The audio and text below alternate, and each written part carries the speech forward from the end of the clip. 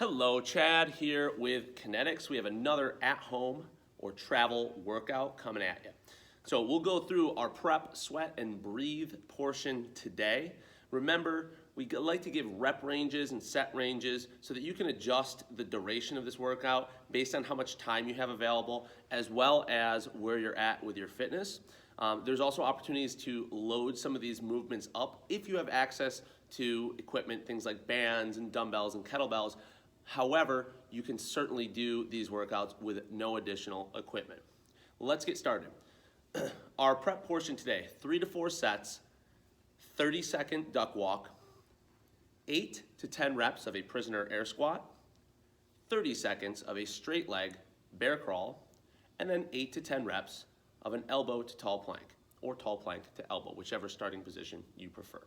Let's go through each of these movements so you guys can see what you're doing, and then you can go ahead and kick this off. So our duck walk, we're gonna lower into the bottom of our squat, and from here, I'm going to step heel to toe, keeping my torso upright, okay? We'll turn around and come back if I don't have a lot of room, okay? But I'm walking heel to toe, down in that bottom position of my squat. For some of you, you may not be as deep into that squat position, that's fine. Make sure that we're not kind of hinged over here doing this sort of thing, right? We're up, okay? Torso upright, belly tight, 30 seconds, duck walk. If you have a small space, again, take a couple of steps, turn around, come back. After you finish that, we have 8 to 10 reps of a prisoner air squat. Hands up in that prisoner position. Again, if you have a tendency to yank down on your neck with your hands behind your head, just slide them out so your fingertips are behind your ears. We still want to work on pulling those elbows back, opening up the chest.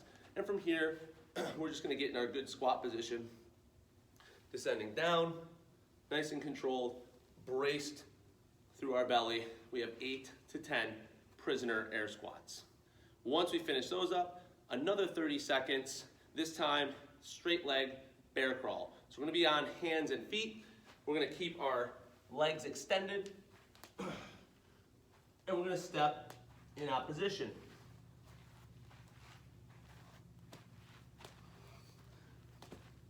Again, depending on how much space you have available, you may just want to go forward and backward with this straight leg bear crawl. But we're thinking about trying to step. If I pick up my right hand, I'm also picking up my left foot. So I'm stepping in opposition, whether I'm traveling forward, backward, laterally, diagonally. Okay, be creative with the movement, but you're moving for 30 seconds.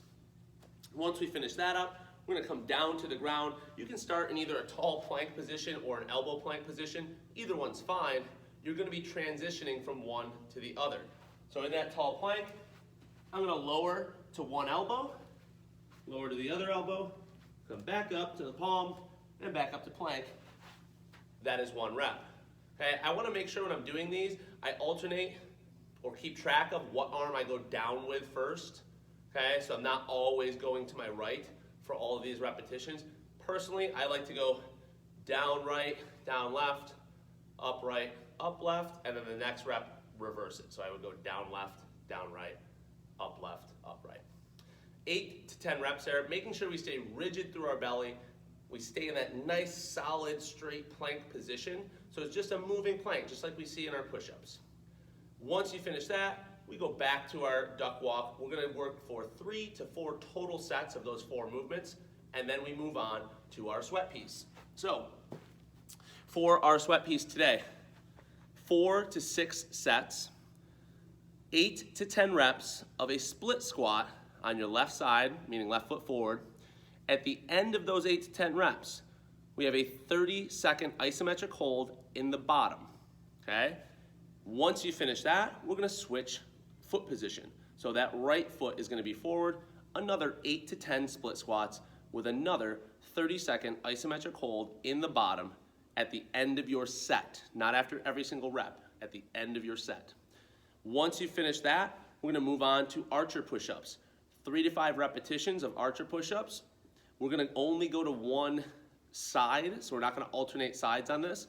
At the end of your set, 10-second isometric hold, okay? Then we're gonna switch what side we're shifting our body weight to in that archer push-up and Do the same thing, 3 to 5 reps with a 10-second hold at the end, okay? With those archer push-ups, they're very difficult, okay? Couple ways that you can substitute them. One, you can just go right to regular push-ups, combine those reps, somewhere in that 6 to 10 range, depending on where you're at in terms of your ability, okay? And add an isometric hold at the bottom, okay, of your last rep, cool?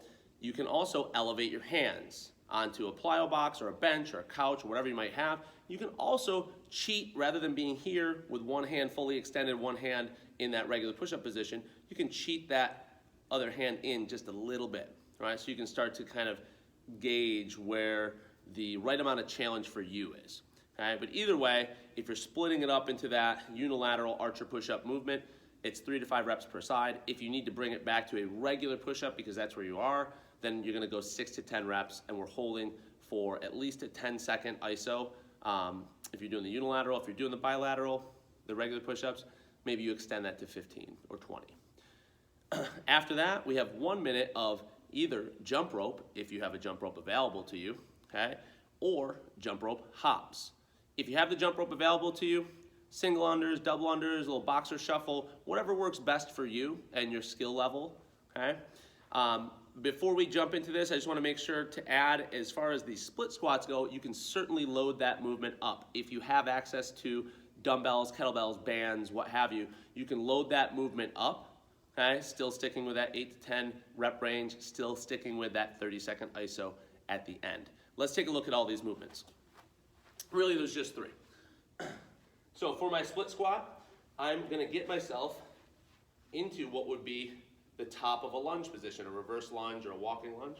And all I'm doing is keeping my feet here. So I'm gonna lower myself down. When I get to the ground, I wanna have roughly a 90-degree bend at the down knee and the forward knee, right? And this is my split squat. This is where I'm staying. I'm up and down. Barely touch that knee or not at all, whatever works best for you. At the end of that last rep, we're gonna come down. This is my last rep, and I'm holding 30 seconds, okay? When I'm all done, switch legs, repeat on the other side. Again, as far as loading goes, I can take a dumbbell, hold it in that goblet position, right? I can offset with a single dumbbell or kettlebell.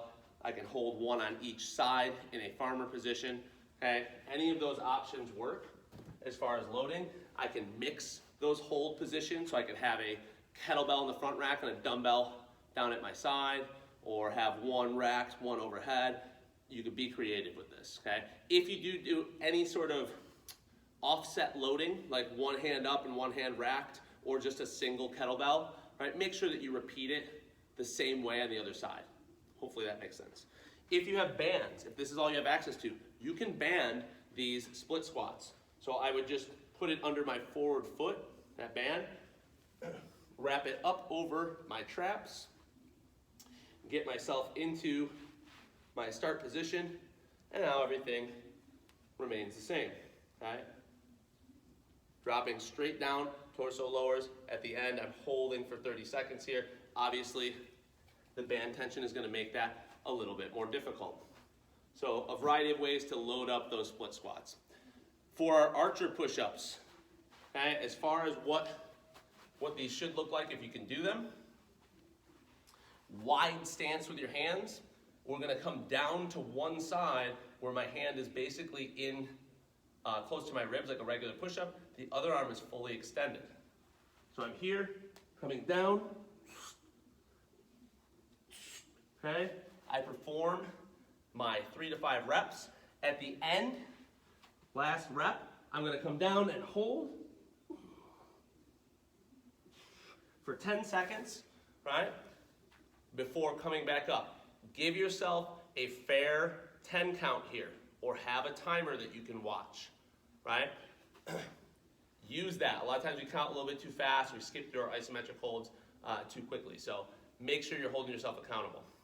If you can't do archer push-ups on the floor, you can certainly elevate your hands, okay? You can try this from a kneeling position. Just make sure you squeeze your butt so that you're not pushing your hips back, right? We don't want to see, anytime we're doing a kneeling variation of a push-up, I don't want to see us in a quadruped like position like this, where we're going to come down, we're just rocking back on our hips. Instead, squeeze your butt and everything's flat. Okay, if I'm doing that for an archer push-up, it's the same thing. Okay, I'm squeezing my butt so I stay in a nice rigid plank. That's a great way to lead up to this movement. You can also just cheat one hand in a little bit. Okay, so it's not fully extended, which makes it a little harder. Okay, so any of those options you can utilize to make this archer push-up a little more accessible. If none of those work, stick with a regular push-up variant that works for you. Okay, still working on that isometric hold at the end. And then once we finish that, we're going to move on to jumping rope. We have either a minute of jumping rope, single unders, double unders, boxer shuffle, triple unders. If you have like an RMT rope, you can mess around with some WEC method or RMT rope for a minute. Absolutely, have at it. Okay? If you don't have access to that stuff, jump rope hops. Brace through your belly, feet are together, also sometimes called feet together hops, right? And from here, I'm on the balls of my feet, and I'm just bouncing as if I was jumping rope. You can get the hand motion in there as well, if that helps you with timing, but we're really emphasizing bracing through our belly, right? And not collapsing or letting our heels hit the ground, just like we would when we're jumping rope. So you got a minute there, and then you'll take it back to those split squats for your next set. Once that's all done, we have our breathe section, which is 5 minutes of heel sitting. Please don't skip this.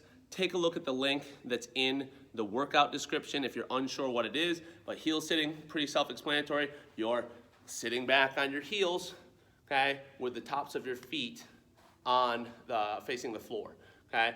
Closing our eyes, deep diaphragmatic breathing in the belly. Spend these 5 minutes. If you can, extend it to 10 or 15. Take this time for yourself. Start to aid the recovery process physically, but also carving out a little bit of mental space for you, okay? Enjoy the workout, everyone, and we will see you next time.